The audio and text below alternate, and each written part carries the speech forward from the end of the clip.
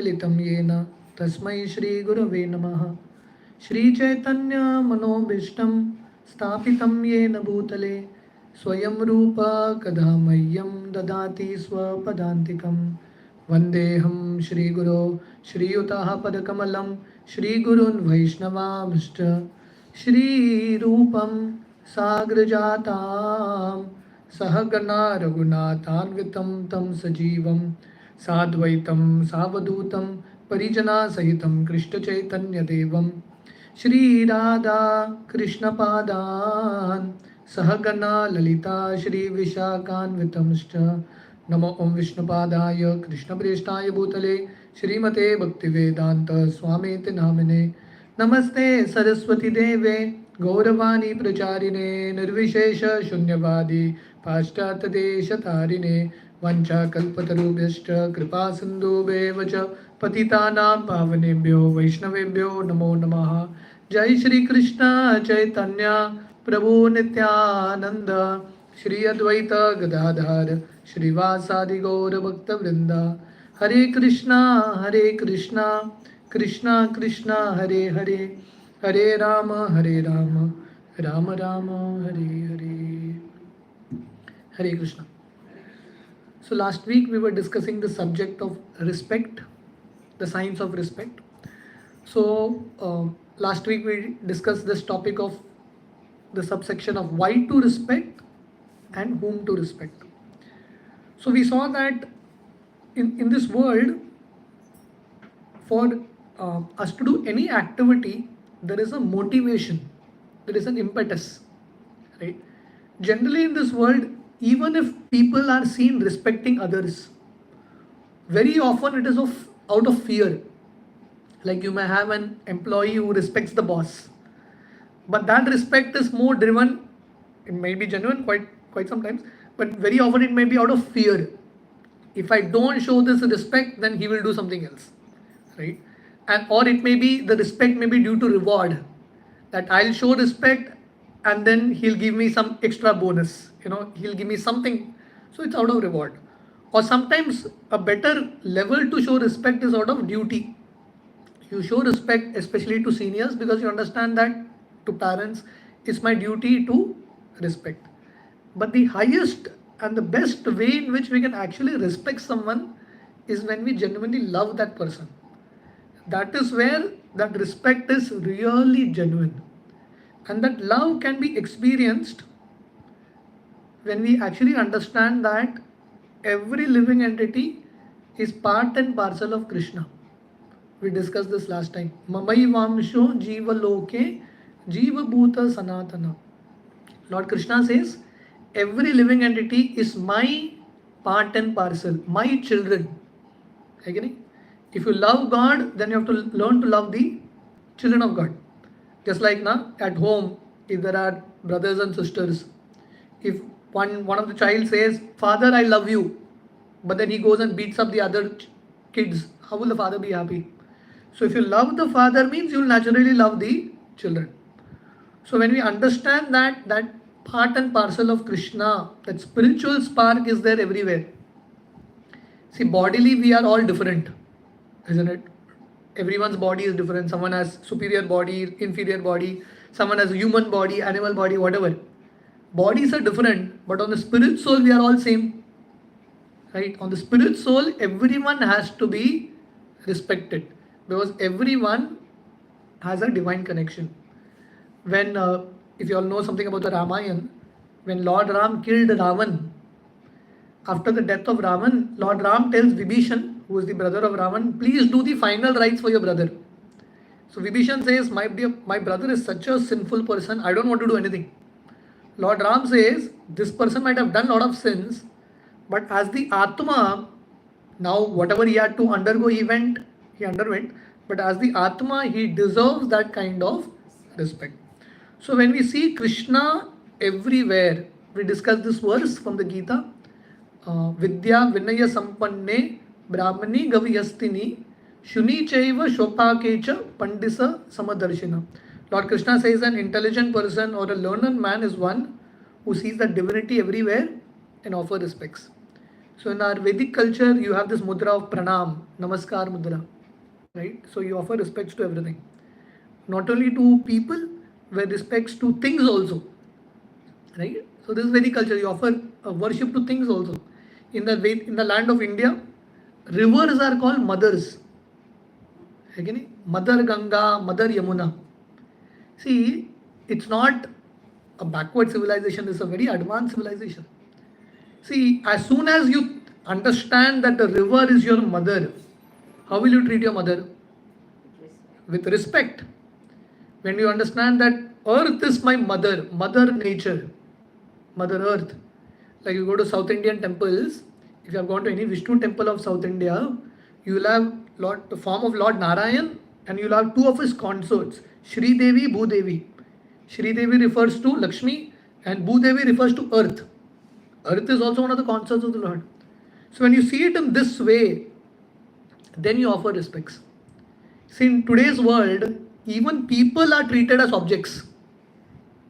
In today's society, even people are treated as objects to be used and thrown.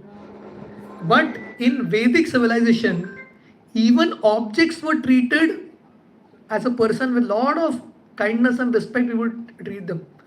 You know, if a pen falls on the ground, you don't pick up the pen with your leg. You bend down and pick up the pen with your hand.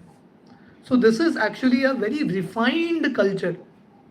So according to Krishna in the Gita, a refined society is a society that can respect others. So we saw this verse that Sri Chaitanya Mahaprabhu explained, Trinadapi Sunichena Tarorapi Sahishnana Amanina Manadena Kirtaniya Sadahari. If someone wants to continuously chant Hare Krishna, if someone wants to be a great devotee, a lover of God, four things are important. First is humility.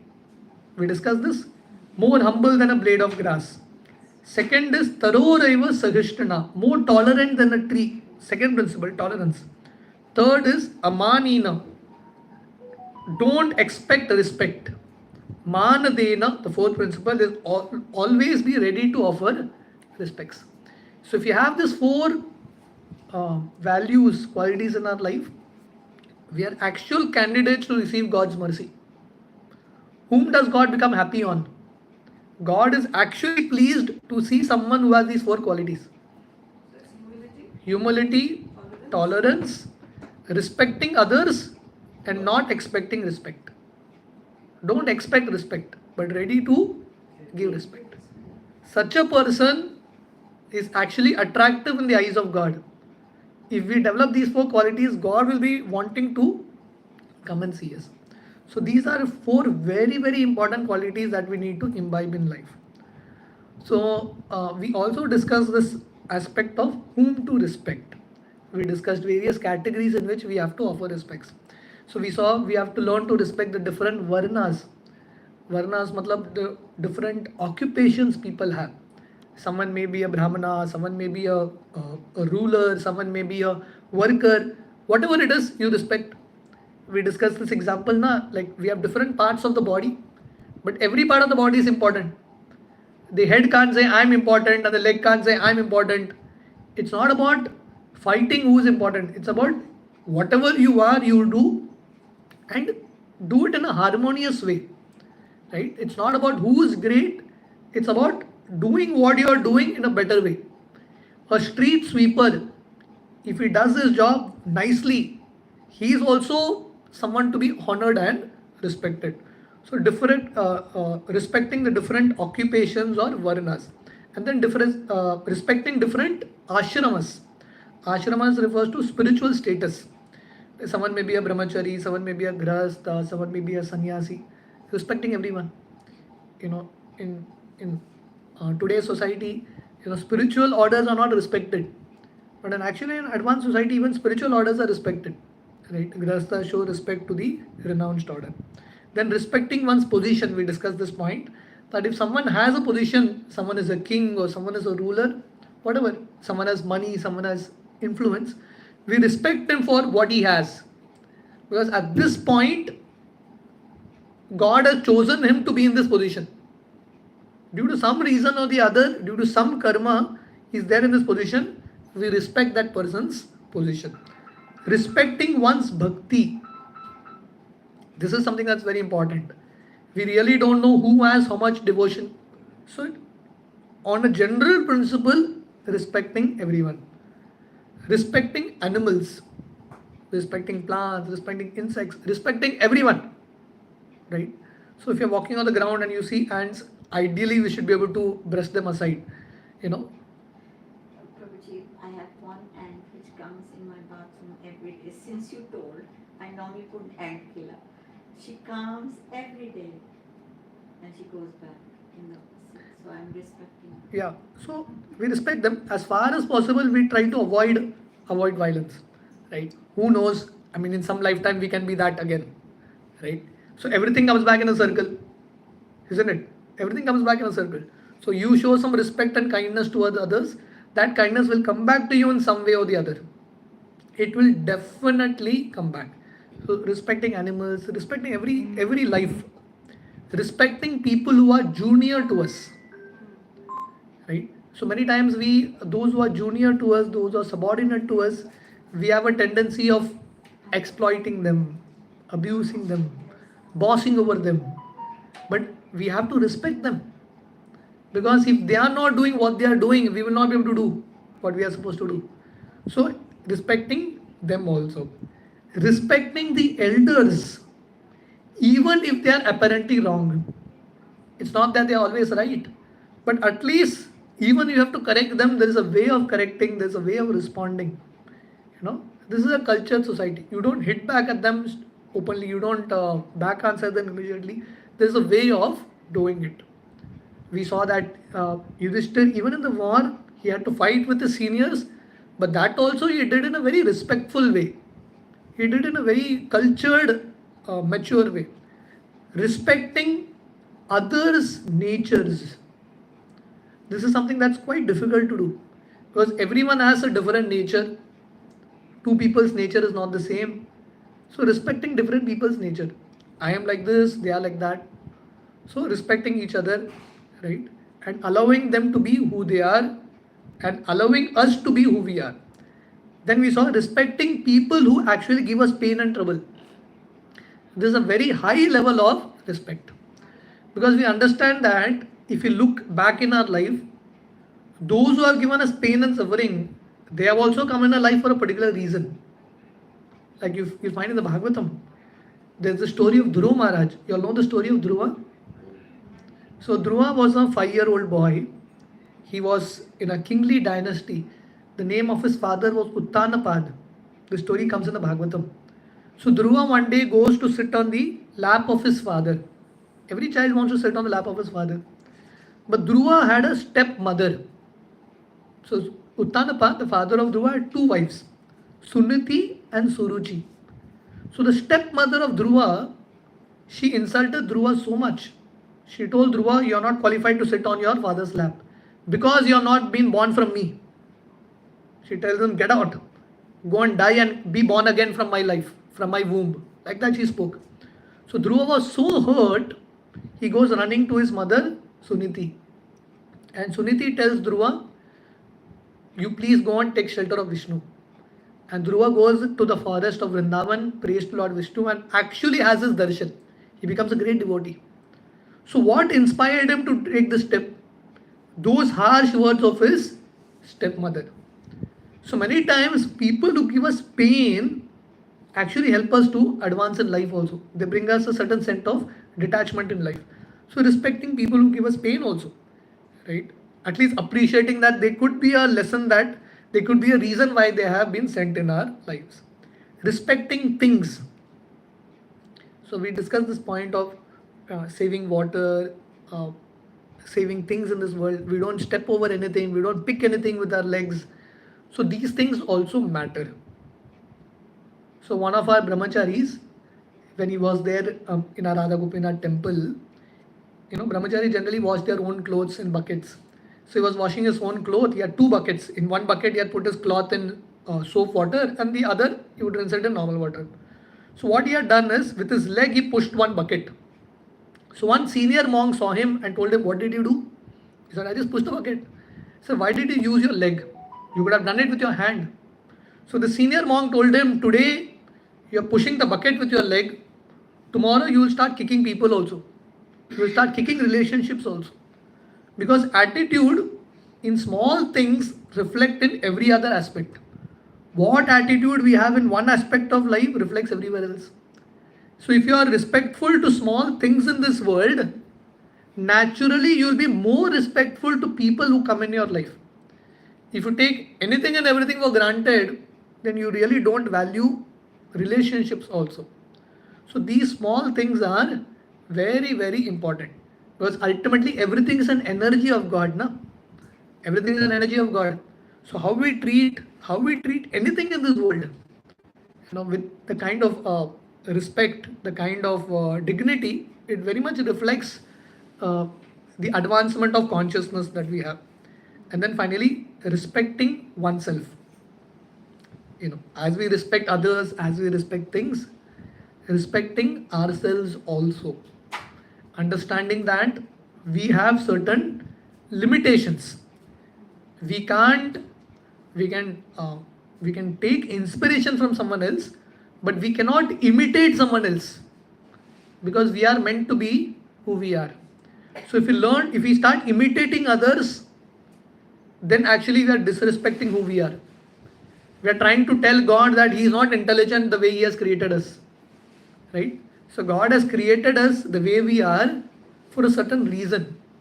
So we need to find that. So one devotee was explaining this very nice point. There was one student who didn't prepare anything for an exam. So he was sitting next to one very brilliant student, and he started to copy his answers exactly. He completely copied the answers. But after he came out of the exam hall, he came to know that everyone's exam paper was different. He copied perfectly, but that guy had a different question and this guy had a different question. So point is, if we copy, then we are going to make a fool of ourselves. We need to understand that we have come with a certain baggage of our own karma. We have our own set of issues. We have our own set of makeup. So we need to understand and respect our uniqueness. We are all made for a certain purpose. So these are the different people we need to respect. Now, one small section of this class that remains: why don't we respect others? The main reason and the common sense reason why we don't respect others is because of the presence of ego. Albert Einstein said, ego is inversely proportional to knowledge. That means if you have more ego, you have less knowledge. More knowledge, you will have less ego. So this verse of the Gita, Vidya Vinaya Sampanne. Anyone who has knowledge will be humble. And anyone is arrogant, that means he is actually a fool. He is actually a fool. And when we have this kind of ego, we don't respect anyone. I told you that story of Yudhishthir and Duryodhan.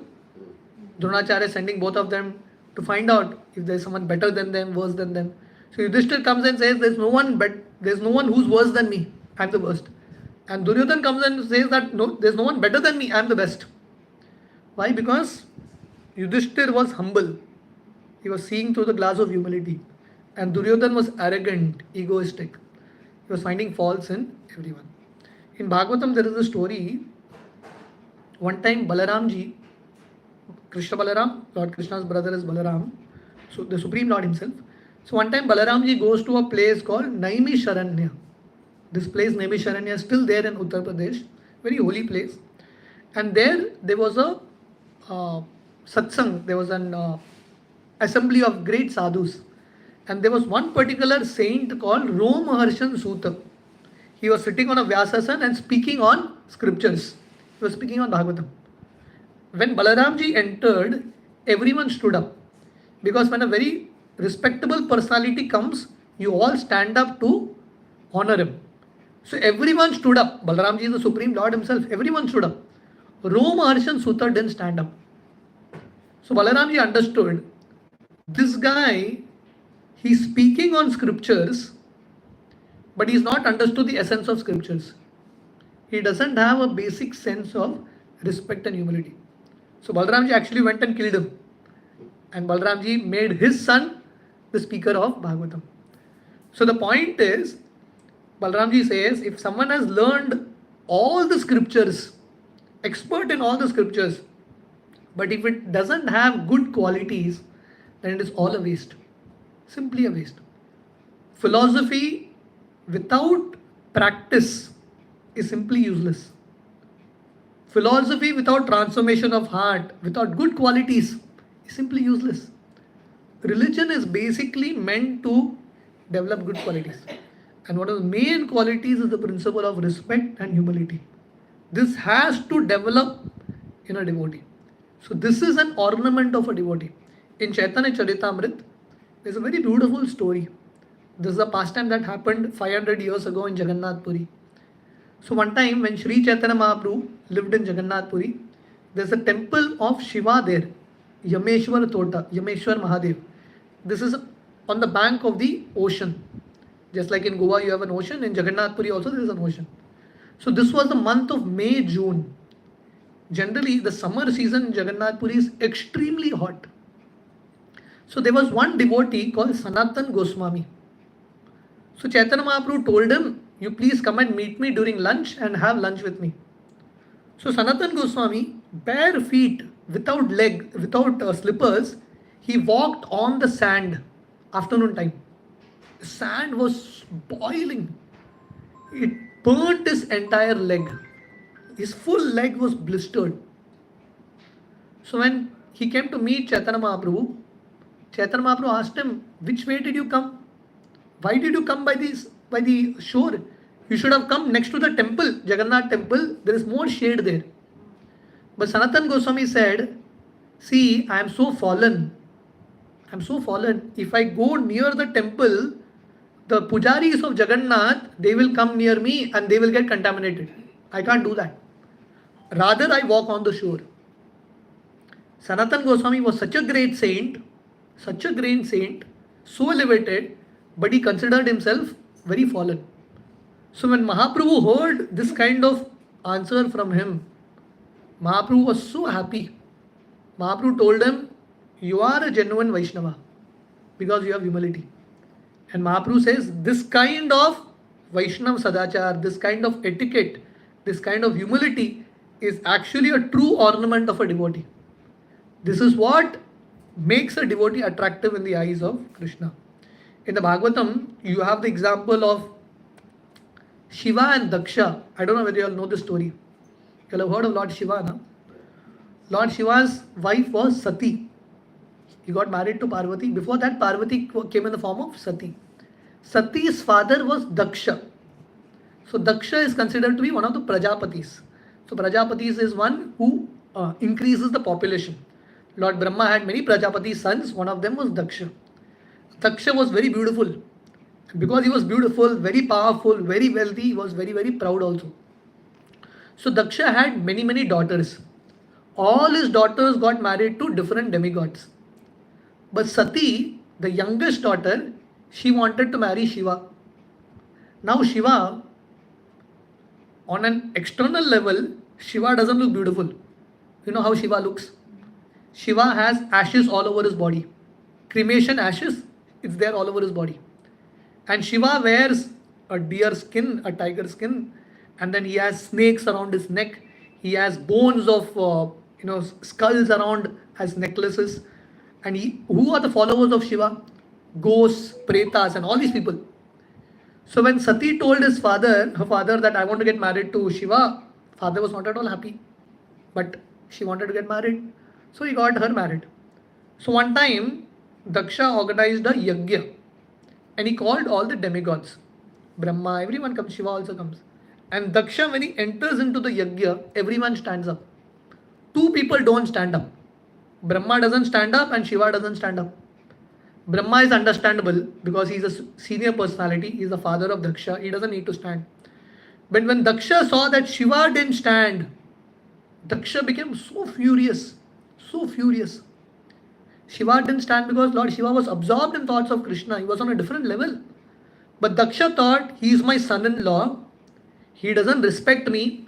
And Daksha started to speak such abusive words against Shiva. He spoke so many things, you dirty guy, so many things he spoke. Shiva was so tolerant, so humble, he didn't speak anything. Shiva just walked out of the assembly. But very soon, Daksha commits another offense, and the result of that was the daughter of Daksha, she burnt herself. So again, Daksha does an yajna, and all these daughters come. Sati also comes. But in that yajna, again he insults Shiva. So Sati becomes so angry, he said, this body is useless because this body is connected to Daksha, who is such an offender, she burns herself. That time, the followers of Shiva, all the followers, Veerabhadra, everyone, they come and they cut the head of Daksha. Daksha's head is slaughtered. Now Daksha doesn't have a head. So Brahma and all the demigods go to Shiva and tell him, somehow please help. So Shiva finally agrees to put a head on Daksha. But you know whose head he puts? He puts a head of a goat. From that day on, Daksha becomes very, very humble. Because Daksha would look into the mirror every day, being proud of his beauty, and he was thinking that Shiva is a useless, dirty guy, ugly fellow. Now Daksha had a head of a goat. And every day he would look in the mirror, he would be very, very humble. So in English there's a saying, pride comes before the fall. As soon as there is pride, arrogance, you are going to fall. Another story comes in the Bhagavatam. The two sons of Kuvera. Kuvera is a treasurer of demigods. Very wealthy person. So Kuvera had two children, Nalukuver, Manigriva. Because these were children of very rich people, naturally they were used to a life of, enjoyment and all sort of things. So one time Nalukuver, Manigriva, they were enjoying with young girls in Mandakini Ganga, completely intoxicated. So Narad Muni comes there. Narad is such a great saint. So you have to offer respects. But these people were so drunk, so intoxicated. First of all, drunk because of wealth, drunk because of arrogance and position and everything. Now, all the more intoxication, they didn't offer respects to Narada. So Narada was thinking, y'all are sons of demigods. Y'all are supposed to be respectable. Y'all are supposed to be an example for others. What kind of life this is? Narad Muni curses them to become trees. And both these children become trees. And from that day, gradually they become humble. You will find many, many examples like this. Anytime we become arrogant, and especially when we disrespect someone, especially someone who is very senior, very advanced, a great devotee of Krishna, this is what happens. Why did Duryodhana and his entire family, why did Lord Krishna see to that they are destroyed? Because Duryodhana offended Pandavas, he offended Draupadi. He tried to disrobe Draupadi. The result of that was Duryodhana was killed, entire family lost. So when we don't respect others, we commit an offense, aparad. Chaitanya Mahaprabhu gives us example, like you do gardening, na? If you put a seed, for that seed to grow into a plant or a creeper, it takes so much time. Imagine you let loose a wild elephant. What will that wild elephant do? In moment it will finish everything. So we may take a lot of time to cultivate spiritual life, to cultivate good qualities. But as soon as we start offending people, offending devotees, everything will be lost in a moment. Our heart will be burned and we will all fall down. And with all this, we will never be able to please Guru and Krishna. We will never be able to please Krishna. If we want to please Krishna, we have to learn to respect others and be humble. Right? This is something that is very, very important. So some sutras that can help us meditate on this concept of respect. So before that, how to show respect. So we saw now why we don't respect because of ego. We saw the consequences of not respecting. We commit offenses, we burn our own hearts, right? We hurt others very badly. We lose the mercy of God. In this way, we implicate ourselves in more and more suffering. So how to show respect? Bhagavatam explains a very simple formula. Very simple formula how we can respect others. Those who are junior to us, those who are subordinate to us, we show respect to them by being compassionate to them. So those who are subordinate to us means what? Those who are subordinate to us in age, those who are subordinate to us in terms of income, yeah, in terms of position, yeah, those who are subordinate to us in terms of species. Someone may be an animal species, bird species, insect species. So how do we show respect to them? By being compassionate to them. Those who are our equals, we show respect to them by being good friends with them. So generally in friendship, ideally you should not be able to tell about yourself, right? In an ideal friendship, you don't speak about your achievements. You keep yourself low. Like Krishna and Sudama, ideal friends. When Krishna and Sudama met, Krishna was not boasting himself in front of Sudama. Very, very simple, very open. So this is genuine friendship where you are equal. So among equals you have friendship.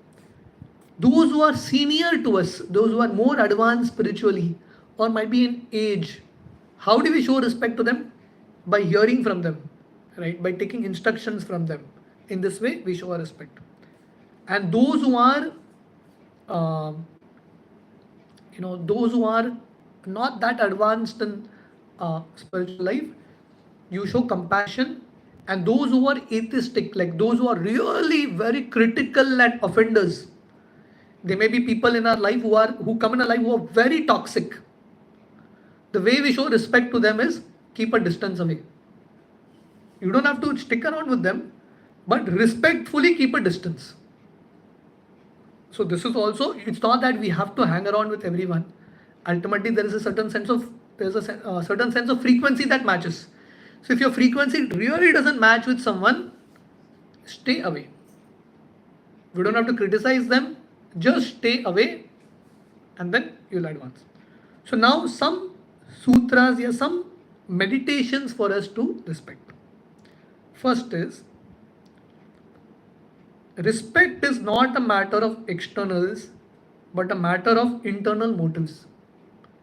So having our intentions right, having the compass of our intentions right is something that is very, very important. In the Mahabharata war, you have the example of Bhishma Dev. Bhishma Dev apparently was fighting on the side of the Kauravas, but his heart was with Krishna, right? So due to some reason he had to fight there, but his heart was this side. So respect is not only external is also important, but more than that it is the internal mood and the internal intention. Another very important sutra for respect is, small gestures can make a big difference. So respect is not about doing big things. Small gestures can make a big difference. Smiling at someone, showing namaskar mudra to someone, offering respect to someone. Small things make a big difference in life. So small gestures are actually that very, very important. Respect is not just a matter of, it's just not a detail. I think we have to put the phones in silence. Everyone's phone is continuously. Yeah, I think you put it on aeroplane mode. Aeroplane. Yeah. So this is also a sign of respect, Yes. ideally. I didn't mention this. Because of security. Yeah. So ideally, another sense of respect is, we can discuss a lot of things, but another sense of respect is being on time. You respect time. You respect the other person's time. So being on time, especially in a satsang, if there is respect for the subject matter, there's respect for the speaker, you be on time for it, right? Another way of respect is definitely putting the mobiles in silent, yeah, not moving around, being focused. These are simple things, but they make a big, big difference. So respect is just not a detail, but it is the essence. So it is not something that we can take care of. It's not something that it's optional. This is something that is very, very essential. In Bhagavatam, there's a story, very eye-opening story. In Indraloka, in Swarga, Indra was amidst a concert. All Apsaras were dancing in front of him. And suddenly his guru comes in, Brihaspati. So generally when your guru, when your senior person comes, you get up and show respects. But Indra, all these girls, all these apsaras were dancing. He didn't want to miss that. So Indra showed as if he didn't look at his guru. He not ignored, he showed as if he didn't see only. मतलब क्या, if you see then you have to offer respects. He just didn't look that side. So Brihaspati, he didn't feel bad because he's humble. But Brihaspati understood this is the issue with Indra. And Brihaspati knew Indra will soon get his lesson. One small disrespect that he showed towards his guru Brihaspati, you know what was the result? Indra lost his position.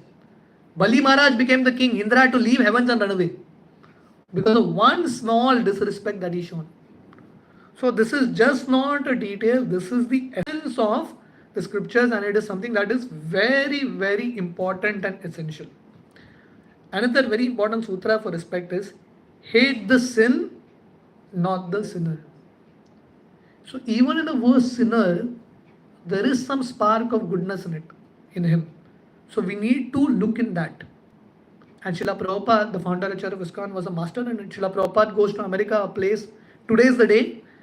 In 1965, on this day, Srila Prabhupada landed in America. After a 35-day journey on a ship, Prabhupada landed. He got down on this Boston harbor. So Prabhupada went alone. And Prabhupada had to deal with American boys and girls, hippies basically. I mean, imagine a 70-year-old Indian sannyasi, highly cultured, highly elevated. He is going and sitting and living amidst whom 18, 19, 20-year-old hippie boys and girls who didn't know any culture, who didn't know anything. They didn't know how to take a bath, they didn't know anything. Prabhupada taught them everything. Prabhupada taught them how to take bath, Prabhupada taught them how to wear dress. They didn't know anything practically. Imagine the amount of patience Srila Prabhupada had. So the point is, why did Prabhupada do this? Because Prabhupada could see these may be confused people, these may be lost children, but they all have that divinity within them. They may be in different bodies, different conditionings, but that aspect of being a devotee, that potential of being a devotee of Krishna is there. So Prabhupada had great love for them. If you don't have love for someone, how can you help him? So Prabhupada definitely didn't encourage them in their sinful activities, but Prabhupada saw that seed, that potential in them. So hate the sin, not the sinner. The more you advance in bhakti, the more sensitive you become.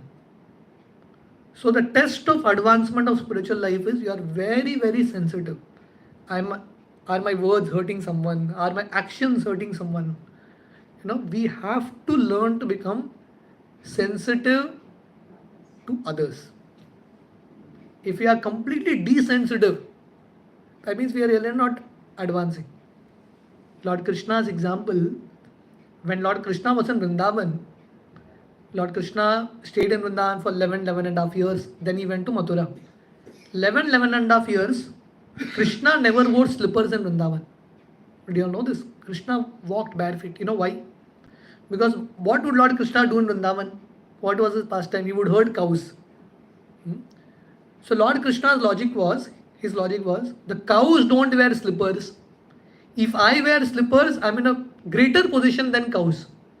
I can't be better than cows. Cows are more superior to me. So he decided, I will not wear slippers because the cows are not wearing slippers. This was how sensitive he was. When Indra offended Krishna, we know that story now. When Indra showered so much rain, the entire Vrindavan was about to drown. That time Krishna lifted Govardhan and protected the Vrajvasis. Later Indra comes to ask forgiveness. Krishna meets Indra separately. Now Indra is asking forgiveness. Now if Indra had to ask forgiveness in front of everyone, Indra would feel embarrassed. So Krishna felt whatever mistake he has done, he is the king of heaven, he needs to be respected. So privately he met Indra, not publicly. So it is said that in public you praise someone, even if you have to chastise someone, you do it in private. Publicly, as far as possible, we should not hurt anyone. The next important principle of a sutra of respect is familiarity breeds contempt. When we are very familiar with someone, we see faults in them, we start to criticize them. Therefore, the rule is when someone is with a guru, the principle is stay a little distance away. Because when you get too close, when you get too familiar, you'll start to mind faults, you'll start to criticize. So familiarity breeds contempt, right? And even in spiritual life, when satsang is available, when books are available, when kirtan is available, when things are available in abundance, you take them for granted. So these things, the opportunity to associate with devotees, the opportunity to participate in kirtan, have prasad, these are very great fortunes. So if we take them for granted, it's going to go away. Only when we value what we get, only then it will remain in life. And then finally, as I told you, everything in life comes in a circle. If you show respect to others, respect will come. If you show disrespect, disrespect will also come back to you. Everything goes around in a circle. So, so these are certain thoughts on this topic of respect. Hare Krishna. Anyone has any questions, any comments? We all read Gita and we all know that there is the ansh of God in every one of us. Why so much violence? Why so much violence? Because people are not able to understand. No? Today only we were discussing. Most people who say, I am religious, they are just doing lip service. But they are really not. They are really not. So if you really know anything of religion or anything of Gita, naturally there will be a sense of respect.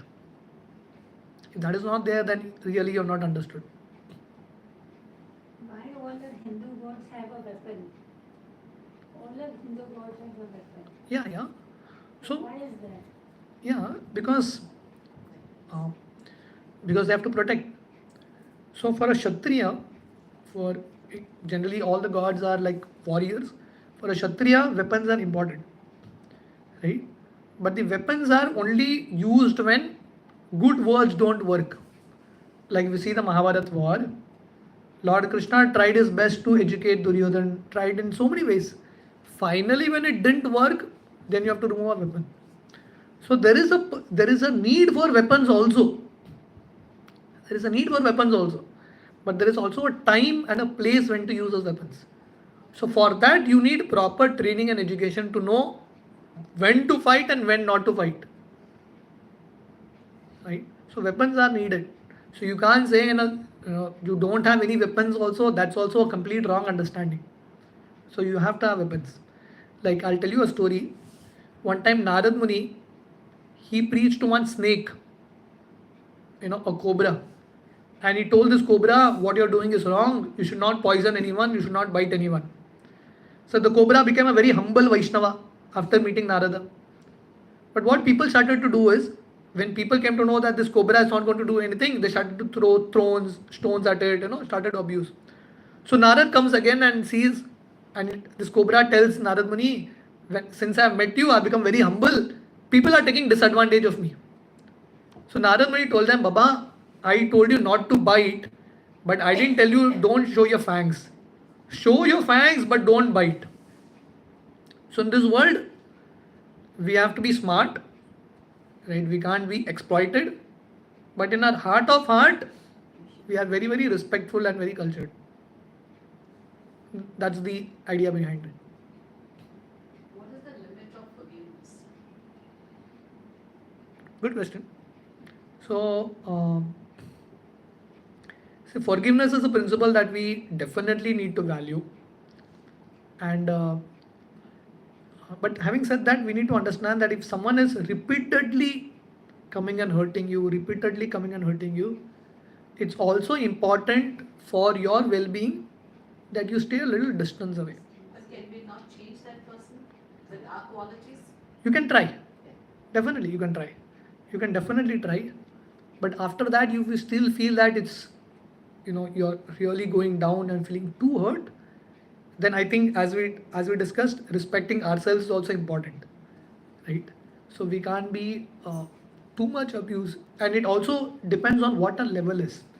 So someone who's very, very advanced, very highly advanced, he can tolerate a lot of disrespect and still not be hurt because he's experiencing a different level of ecstasy. But if you're not on that level, we need to understand that I have my own limitations. So you don't hit him back, you don't get back on him, you don't take revenge of and all those things, but then you just stay away because you understand that I'm this is my limit, this is what I can do. I think this is a very realistic approach of what forgiveness is. Forgiveness basically, if you forgive, you don't have to take vengeance. Exactly. But you don't need to forget either. If you not forget, then the forgiveness is automatically done. Yeah, You would yeah. take the avoidance factor into account. Yeah. But don't take revenge on something, that's forgiveness. But if you don't forget, you will not forgive. You can't forget. You can't forget. You can't forget. Forget is a memory. But you don't have it big Forgiveness and forgetfulness are two separate things. Forgiveness is letting your heart know he's made a mistake, Karma will take care of him. We don't have to take vengeance on him. Not forgetting is an experience. Saying this is his character, so if I have not forgotten, I'll take the next step to avoid that problem. Bitterness should not be there towards that person. Yeah. You forgiven him and let go. There should be no acrimony. Yeah. I have done that. Yeah, you can pray for the best for him, definitely. Yeah. See, it's ultimately now, sometimes it may not always be that the other person is doing it on purpose also. Many times it's just that the chemistries don't match. Yeah. Chemistries don't match. Just not meant to be. So you just understand that his nature is different, my nature is different. It's just not working out. Yes.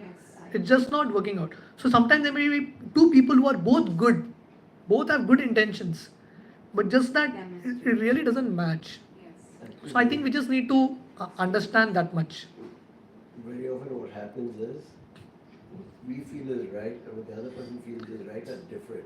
Correct, The correct. fact that he does not accept our right and we say that is wrong is disrespect is actually arrogance on our part. Correct, correct. Yeah. That conflict comes in. That's where he has his own way, you have your own way. Exactly. Respect that and respect yourself. Yeah, yeah. You know, Prabhuji, I do the Gita classes here for all of us, and I feel very blessed that I do this. But I get a little bit word I has come in, a little disappointed when a lot of people have confirmed, like today, I have not turned up. You know, it's sort of, I know the answer, but I mean, it just, I'm not that strong to say, look, you've confirmed, and you haven't had the decency, and you know, 5 have not turned up today. Yeah, yeah, yeah. So I understand. how do I tell myself it's okay? I mean, you will say it's all right. It's okay. No, it's not in the sense that, see, definitely we all feel bad, we all feel hurt when people don't respond that much. But you just do it, even if you are feeling bad, you just do it because it's our duty. Speaking about Srila Prabhupada, I'll tell you Srila Prabhupada's story. When Srila Prabhupada went to the West, for 1.5 years, he got no success. Prabhupada, very often, he would go back to the harbor and he would check when the next ship is going back to India. Prabhupada would go and check. Prabhupada would say, this is enough. I've tried so long in US, nothing is working here, let me go back. Every time he would go there and then he would come back. That the people in the ship guys, they would ask Prabhupada, you are coming every now and then to check, but you're not going back. Prabhupada would say, what can I do? And I would always think, let me try for 2 months more. Let me try for 2 months more. That's how it is. Right? So it's not that you are going through it. It happens in many places. We also go through it. So sometimes you're doing your best. Results don't come. Right? So then what can you do? Just keep trying. And then so ultimately, what we are doing is to please Krishna. So if people turn up, great. If people don't turn up, it's fine. So at least you try it till a certain point. Then if when the whole thing just breaks apart, that's different. But at least you will not have any regrets that you didn't try. So give it a good try. After that it didn't work, you'll have a night's sleep, good night's sleep, at least understanding the point that you tried your best. So that much at least should be there. We should try our best, and then if it doesn't work out, it's great. It's okay with it. Srila Prabhupada even before starting ISKCON, Prabhupada started something called League of Devotees in Jhansi. He started a movement, he registered it, he had a place, but everything just fell apart. It just fell apart. But Prabhupada said, okay, I just tried, it didn't work, so let me try it in a different way. So sometimes it's just like that. So we can't definitely just say that uh, I just can't feel bad. Naturally, you'll feel bad about it, but then just tolerate and go on. This class is going on, okay? So it's going, whether 2 people come, 3 people come, if Prabhuji